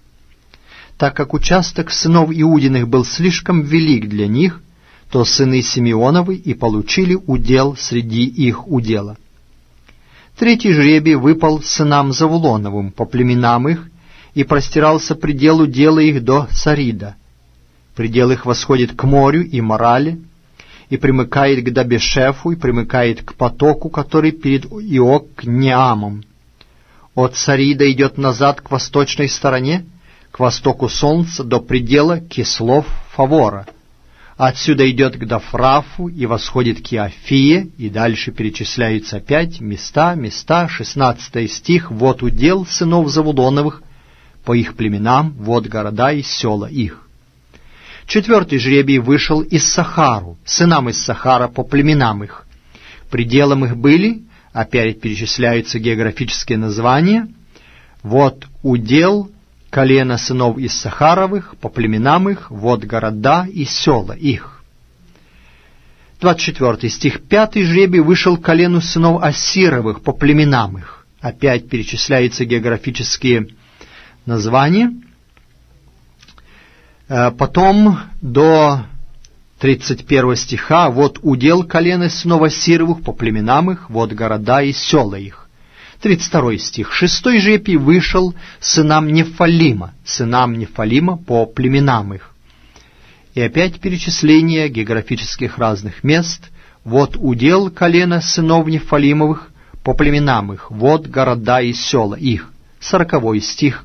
Колену сынов Дановых по племенам их вышел жребий 7. И опять перечисление разных городов.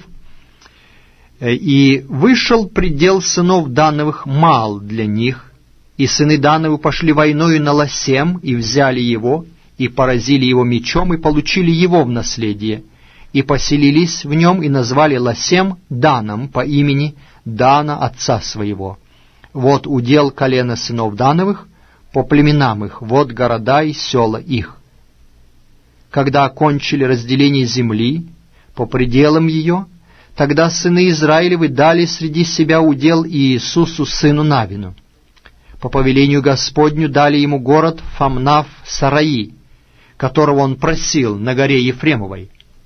И построил он город и жил в нем. Вот уделы, которые Елиазар, священник, и Иисус, сын Навин, и начальники поколений разделили коленом сынов Израилевых по жребию в Силоме, пред лицом Господним у входа скинии собрания, и кончили разделение земли.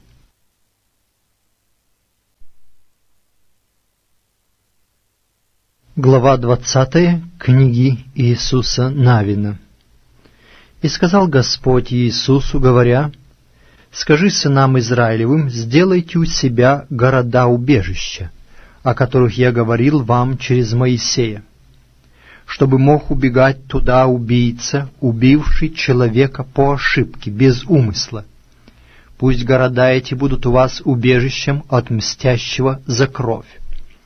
И кто убежит в один из городов этих, пусть станет у ворот города и расскажет вслух старейшин города сего дело свое, и они примут его к себе в город и дадут ему место, чтобы он жил у них. И когда погонится за ним мстящий за кровь, то они не должны выдавать в руки его убийцу, потому что он без умысла убил ближнего своего, не имел к нему ненависти ни вчера, ни третьего дня. Пусть он живет в этом городе, доколе не предстанет пред общество на суд, доколе не умрет великий священник, который будет в те дни. А потом пусть возвратится убийца и пойдет в город свой и в дом свой, в город, из которого он убежал. И отделили Кедес в Галилее на горе Нефалимовой, Сихем на горе Ефремовой и Кириаф-Арбы, иначе Хеврон на горе Иудиной. За Иорданом против Иерихона к востоку отделили Бецер в пустыне на равнине от колена Рувимова, и Рамов в Галааде от колена Гадова, и Галаан в Асане от колена Манассиина. Эти города назначены для всех сынов Израилевых и для пришельцев, живущих у них, дабы убегал туда всякий, убивший человека по ошибке, дабы он не умер от руки мстящего за кровь, доколе не предстанет пред общество на суд».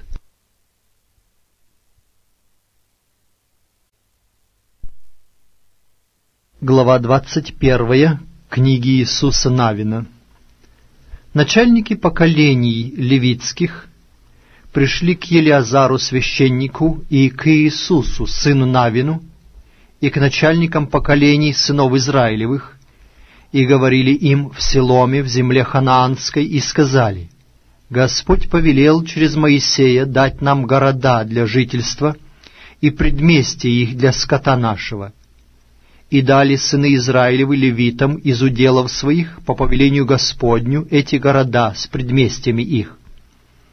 Вышел жребий племенам Каафовым, и досталось по жребию сынам Аарона священника левитам от колена Иудина и от колена Симеонова и от колена Вениаминова 13 городов.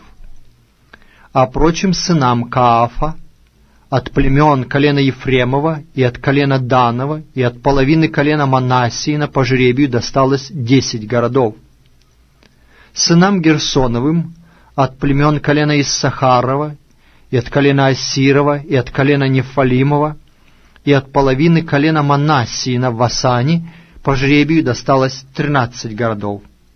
Сынам Мерариным по их племенам от колена Рувимова, от колена Гадова и от колена Завулонова 12 городов. И отдали сыны Израилевы левитам сии города с предместьями их, как повелел Господь через Моисея по жребию. От колена сынов Иудиных и от колена сынов Симеоновых дали города, которые здесь названы по имени. Сынам Аарона из племен Каафовых, из сынов Левия, так как жребий их был первый, дали Кириаф-Арбы, отца Инакова, иначе Хеврон, на горе Иудиной, и предместье его вокруг его. А поле сего города и села его отдали в собственность Халеву, сыну Иефониину. Итак, сынам Аарона, священника, дали город-убежище для убийцы Хеврон и предместье его, Ливну и предместье его, и Аттир и предместье его, Ештему и предместье его, Халон и предместье его, Давир и предместье его, Аин и предместье его, Юту и предместье ее, Беф-Шемеш и предместье его, 9 городов от 2 колен сих. И от колена Вениаминова Гаваон и предместье его, Геву и предместье его, ее, Анафов и предместье его, Алмон и предместье его, 4 города. Всех городов сынам Аароновым священникам досталось 13 городов с предместьями их. И племенам сынов Каафовых, левитам, прочим из сынов Каафовых, по жребию их достались города от колена Ефремова. Дали им город-убежище для убийцы, Сихем и предместье его, на горе Ефремовой, Гезер и предместье его, Кивцаим и предместье его, Беф-Орон и предместье его, 4 города. От колена Данова Елфеки и предместье его, Гиввефон и предместье его, Айалон и предместье его, Геф-Риммон и предместье его, 4 города. От половины колена Манассиина Фаанах и предместье его, Гав-Риммон и предместье его, 2 города. Всех городов с предместьями их прочим племенам сынов Каафовых досталось 10.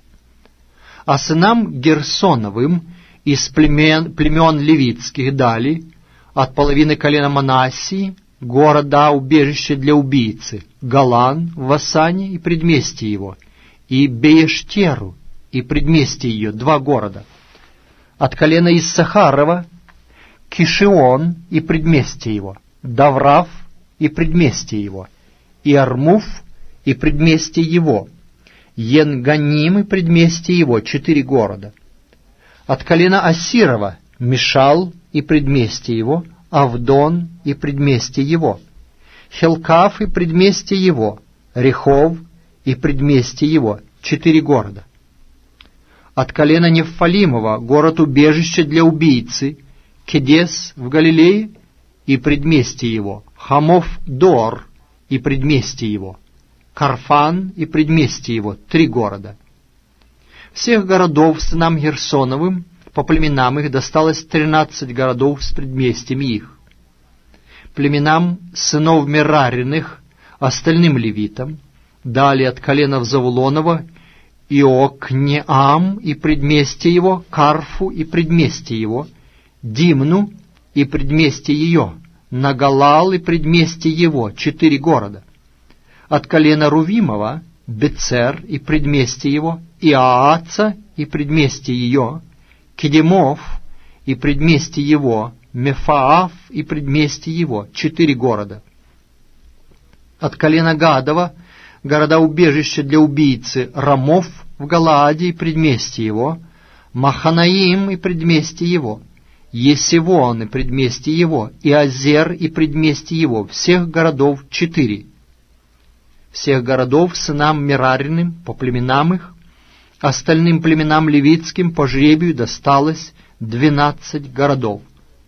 Всех городов левитских среди владения сынов Израилев было 48 городов с предместьями их. При этих городах были при каждом городе предместья вокруг него. Так было при всех этих городах. Таким образом отдал Господь Израилю всю землю, которую дать клялся отцам их, и они получили ее в наследие и поселились в ней. И дал им Господь покой со всех сторон, как клялся отцам их, и никто из всех врагов их не устоял против них. Всех врагов их предал Господь в руки их. Не осталось не исполнившимся ни одно слово из всех добрых слов, которые Господь говорил дому Израилеву. Все сбылось.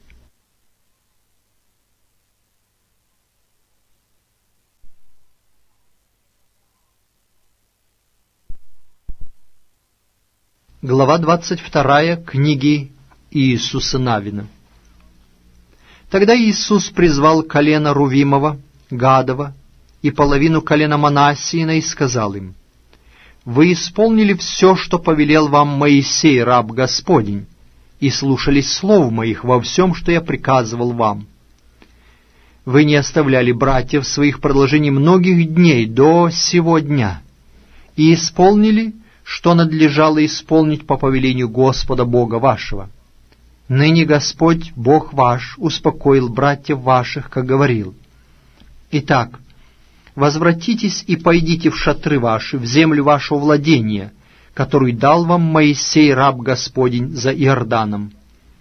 Только старайтесь тщательно исполнять заповеди и закон, который завещал вам Моисей, раб Господень, любить Господа Бога вашего, ходить всеми путями Его, хранить заповеди Его, прилепляться к Нему и служить Ему всем сердцем вашим и всею душою вашею». Потом Иисус благословил их и отпустил их, и они разошлись по шатрам своим. Одной половине колена Манассиина дал Моисей удел в Васане, а другой половине его дал Иисус удел с братьями его по эту сторону Иордана, к западу. И когда отпускал их Иисус в шатры их и благословил их, то сказал им: «С великим богатством возвращаетесь вы в шатры ваши, с великим множеством скота, с серебром, с золотом, с медью и с железом, и с великим множеством одежд. Разделите же добычу, взятую у врагов ваших, с братьями своими».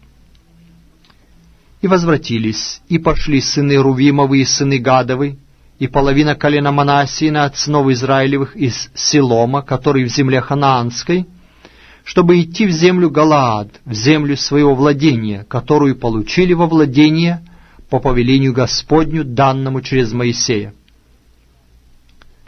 Пришедшие в окрестности Иордана, что в земле Ханаанской, сыны Рувимовы и сыны Гадовы, и половина колена Манассиина соорудили там подле Иордана жертвенник большой по виду. И услышали сыны Израилевы, что говорят: вот сыны Рувимовы и сыны Гадовы, и половина колена Манассина соорудили жертвенник на земле Ханаанской в окрестностях Иордана, напротив сынов Израилевых.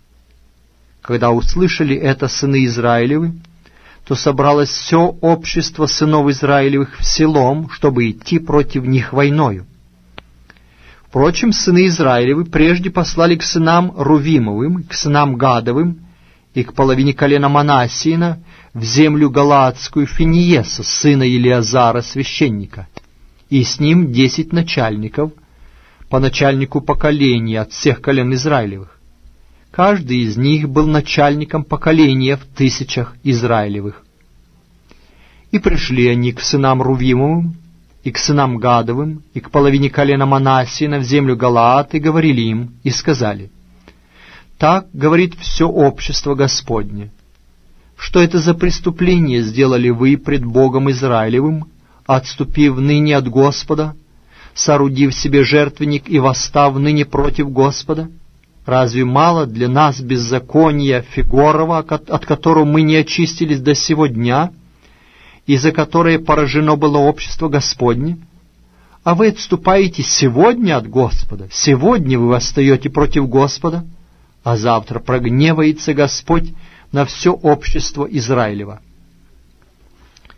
Если же земля вашего владения кажется вам нечистою, то перейдите в землю владения Господня, в которой находится скиния Господня. Возьмите удел среди нас, но не восставайте против Господа, и против нас не восставайте, сооружая себе жертвенник, кроме жертвенника Господа Бога нашего. Не один ли Ахан, сын Зары, сделал преступление, взяв из заклятого, а гнев был на все общество Израиля? Не один он умер за свое беззаконие. Сыны Рувимовы и сыны Гадовы и половина колена Манассиина в ответ на это говорили начальникам 1000 Израилевых: «Бог богов Господь, Бог богов Господь, Он знает, и Израиль да знает. Если мы восстаем и отступаем от Господа, то да не пощадит нас Господь в сей день. Если мы соорудили жертвенник для того, чтобы отступить от Господа, и для того, чтобы приносить на нем всесожжения и приношения хлебные, и чтобы совершать на нем жертвы мирные, то да взыщет сам Господь. Но мы сделали это по опасению того, чтобы в последующее время не сказали ваши сыны нашим сынам: что вам до Господа Бога Израилева? Господь поставил пределом между вами и нами, сыны Рувимовы и сыны Гадовы, Иордан. Нет вам части в Господе. Таким образом, ваши сыны не допустили бы наших сыновей чтить Господа.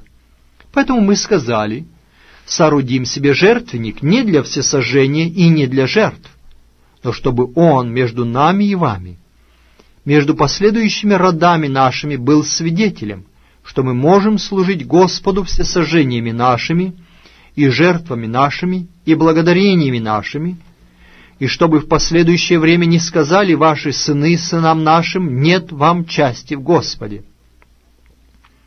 Мы говорили: если скажут так нам и родам нашим в последующее время, то мы скажем: видите подобие жертвенника Господа, которые сделали отцы наши не для всесожжения и не для жертвы, но чтобы это было свидетелем между нами и вами.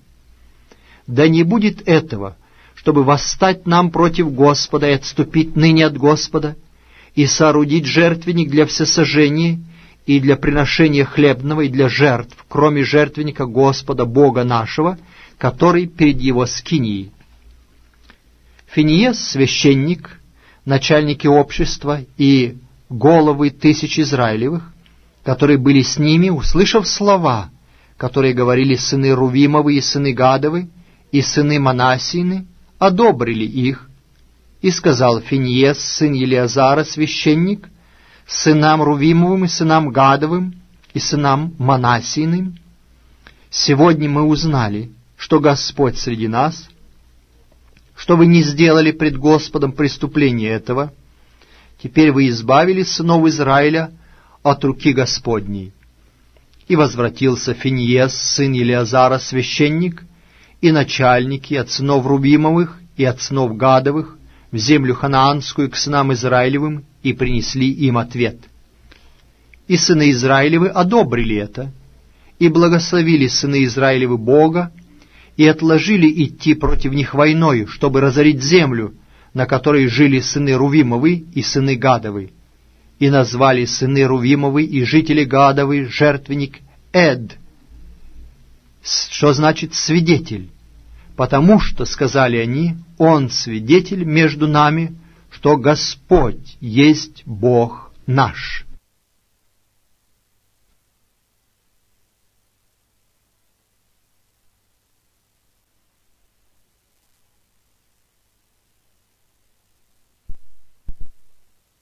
Глава 23 книги Иисуса Навина.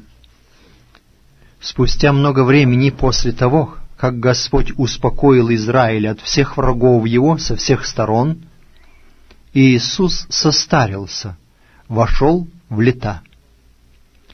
И призвал Иисус всех сынов Израилевых, старейшин их, начальников их, судей их и надзирателей их, и сказал им: «Я состарился, вошел в преклонные лета. Вы видели все, что сделал Господь Бог ваш пред лицом вашим со всеми сими народами, ибо Господь Бог ваш сам сражался за вас. Вот я разделил вам по жребию оставшиеся народы эти в удел коленам вашим, все народы, которых я истребил от Иордана до моря Великого, на запад солнца. Господь Бог ваш сам прогонит их от вас и истребит их пред вами, дабы вы получили в наследие землю их, как говорил вам Господь Бог ваш. Посему во всей точности старайтесь хранить и исполнять все написанное в книге закона Моисеева, не уклоняясь от него ни направо, ни налево. Не сообщайтесь с этими народами, которые остались между вами, не вспоминайте имени богов их, не клянитесь ими, и не служите им, и не поклоняйтесь им. Но прилепитесь к Господу Богу вашему, как вы делали до этого дня. Господь прогнал от вас народы великие и сильные, и перед вами никто не устоял до этого дня. Один из вас прогоняет 1000, ибо Господь Бог ваш сам сражается за вас, как говорил вам. Поэтому всячески старайтесь любить Господа Бога вашего. Если же вы отвратитесь и пристанете к оставшимся из народов сих, которые остались между вами, и вступите в родство с ними, и будете ходить к ним, и они к вам, то знайте, что Господь Бог ваш не будет уже прогонять от вас народы эти, но они будут для вас петлею и сетью, бичом для ребер ваших и терном для глаз ваших, доколе не будете истреблены с сей доброй земли, которую дал вам Господь Бог ваш. Вот я ныне отхожу в путь всей земли, а вы знаете всем сердцем вашим и всей душой вашей, что не осталось тщетным ни одно слово из всех добрых слов, которые говорил о вас Господь Бог ваш. Все сбылось для вас, ни одно слово не осталось неисполнившимся. Но как сбылось над вами всякое доброе слово, которое говорил вам Господь Бог ваш, так Господь исполнит над вами всякое злое слово, доколе не истребит вас с этой доброй земли, которую дал вам Господь Бог ваш. Если вы приступите завет Господа Бога вашего, который Он поставил с вами, и пойдете и будете служить другим богам, и поклоняться им, то возгорится на вас гнев Господень, и скоро сгибнете с этой доброй земли, которую дал вам Господь.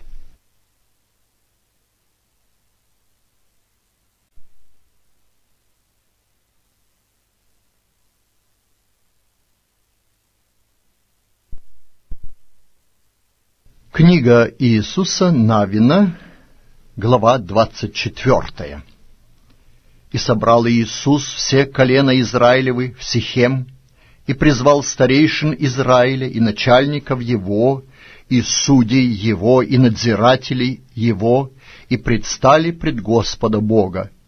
И сказал Иисус всему народу: так говорит Господь Бог Израилев: за рекою жили отцы ваши издревле, Фарра, отец Авраама и отец Нахора, и служили иным богам. Но я взял отца вашего Авраама из-за реки и водил его по всей земле ханаанской, и размножил семя его, и дал ему Исаака. Исааку дал Иакова и Исава. Исаву дал я гору Сеир наследие. Иаков же и сыны его перешли в Египет. И послал я Моисея и Аарона, и поразил Египет язвами, которые делал я среди него, и потом вывел вас. Я вывел отцов ваших из Египта, и вы пришли к Черному морю. Тогда египтяне погнались за отцами вашими с колесницами и всадниками до Черного моря. Я вывел отцов ваших из Египта, и вы пришли к Черному морю. Тогда египтяне гнались за отцами вашими с колесницами и всадниками до Черного моря. Но они возопили Господу, и Он положил тьму между вами и египтянами, и навел на них море, которое их и покрыло. Глаза ваши видели, что я сделал в Египте? Потом много времени пробыли вы в пустыне, и привел я вас к земле амореев, живших за Иорданом. Они сразились с вами, но я предал их в руки ваши, и вы получили в наследство землю их, и я истребил их пред вами. Восстал Валак, сын Сепфоров, царь Моавитский, и пошел войною на Израиля, и послал и призвал Валаама, сына Виорова, чтобы он проклял вас. Но я не хотел послушать Валаама, и он благословил вас, и я избавил вас из рук его.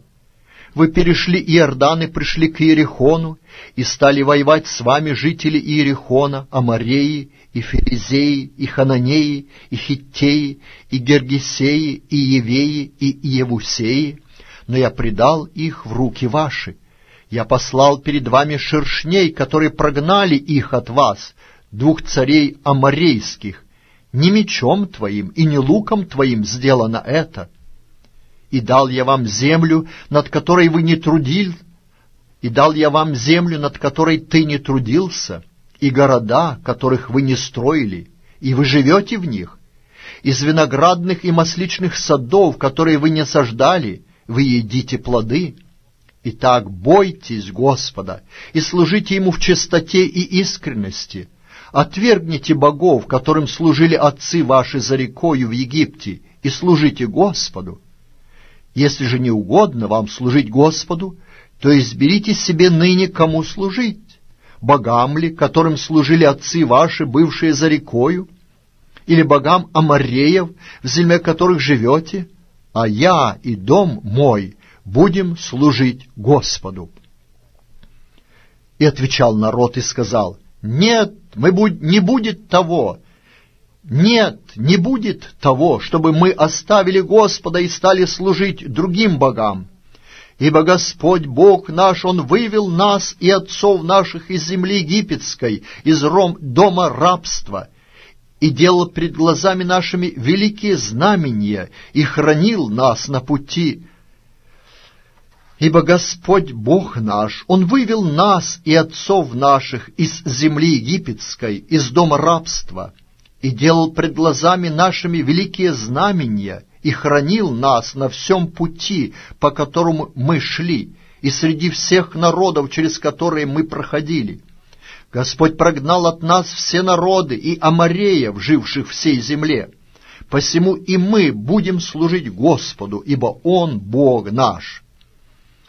Иисус сказал народу: «Не возможете служить Господу, ибо Он Бог святой, Бог-ревнитель, не потерпит беззакония вашего и грехов ваших. Если вы оставите Господа и будете служить чужим богам, то Он наведет на вас зло и истребит вас после того, как благотворил вам». И сказал народ Иисусу: «Нет, мы Господу будем служить». Иисус сказал народу: «Вы свидетели о сем, что вы избрали себе Господа служить Ему?» Они отвечали: «Свидетели. Итак, отвергните чужих богов, которые у вас, и обратите сердце свое к Господу Богу Израилеву». Народ сказал Иисусу: «Господу Богу нашему будем служить, и гласа Его будем слушать». И заключил Иисус с народом завет в тот день, и дал ему постановление и закон в Сихеме. И вписал Иисус слова сии в книгу закона Божия, и взял большой камень, и положил его под тем дубом, который подле святилища Господня. И сказал Иисус всему народу: «Вот камень сей будет нам свидетелем, ибо он слышал все слова Господа, которые он говорил с нами, он да будет свидетелем против вас, чтобы вы не солгали пред Богом вашим». И отпустил Иисус народ, каждого в свой удел. После сего умер Иисус, сын Навин, раб Господень, будучи 110 лет, и похоронили его в пределе его удела в Фамнав-Сараии, что на горе Ефремовой, на север от горы Гааша. И служил Израиль Господу во все дни Иисуса и во все дни старейшин, которых жизнь продлилась после Иисуса, и которые видели все дела Господа, какие Он сделал Израилю. И кости Иосифа, которые вынесли сыны Израилевы из Египта, схоронили в Сихеме, в участке поля, которое купил Иаков у сынов Еммора, отца Сихемова, за 100 монет, и которое досталось в удел сынам Иосифовым. После сего умер и Елиазар, сын Аарона, и похоронили его на холме Финиеса, сына его, который дан ему на горе Ефремовой.